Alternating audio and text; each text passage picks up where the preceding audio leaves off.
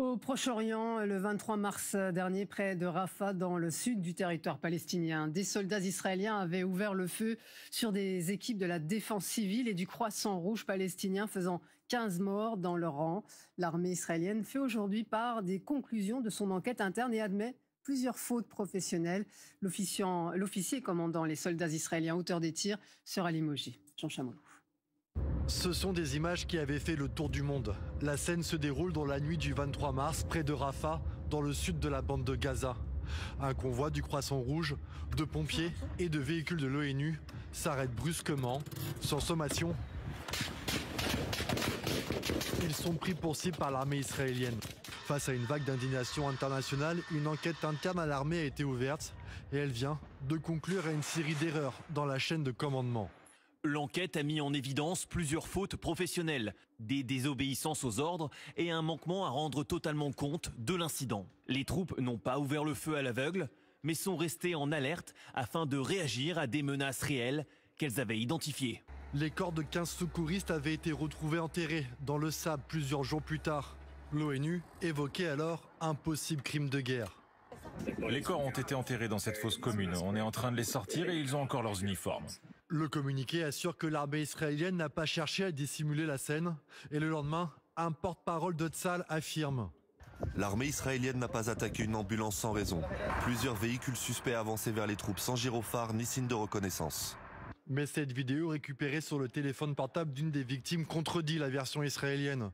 On y voit les ambulances circuler avec leurs phares et gyrophares allumés, mais aussi du personnel médical en tenue identifiable.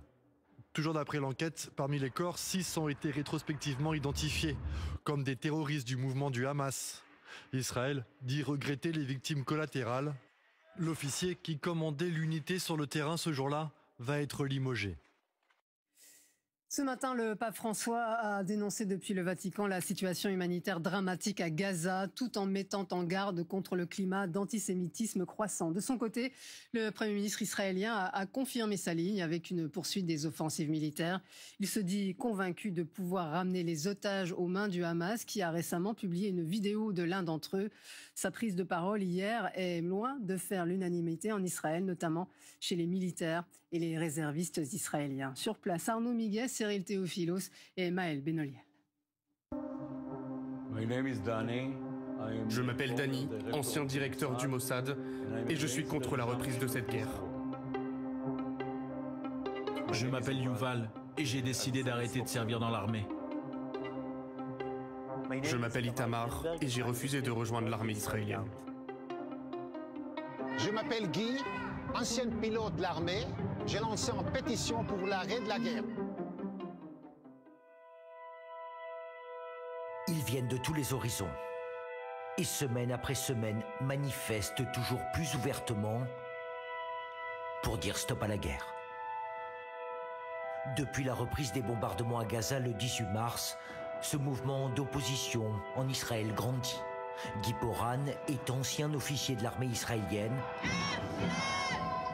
Pour lui, il faut arrêter les opérations militaires.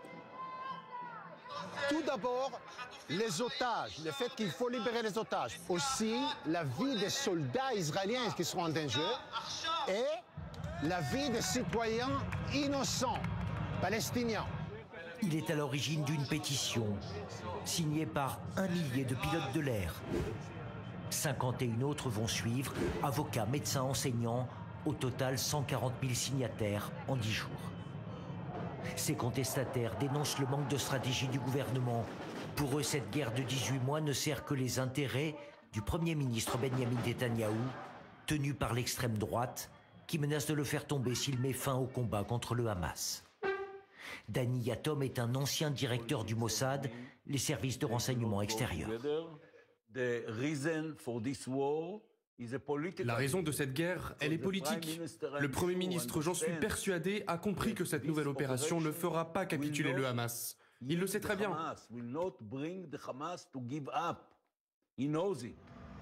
La colère gronde partout dans le pays. À Haïfa, dans le nord d'Israël, Yuval remise son uniforme au placard. Il y a 3 semaines, il se battait dans l'enclave palestinienne. Il y a quelques jours, il écrit à son commandant. C'est avec beaucoup de tristesse, de culpabilité et un profond sentiment de responsabilité que j'ai décidé de ne plus servir.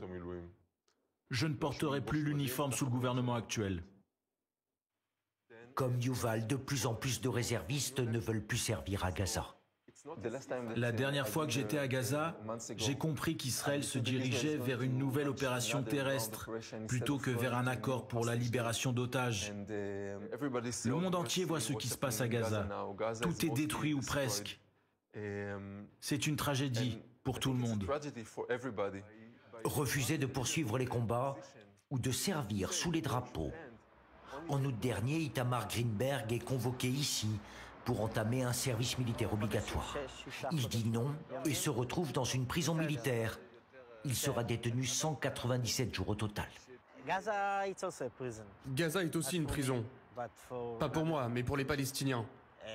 Donc oui, j'ai préféré être envoyé en prison que de tuer des gens ou de les opprimer. Un refusnik ou objecteur de conscience, considéré dans ce pays en guerre comme traître à la nation.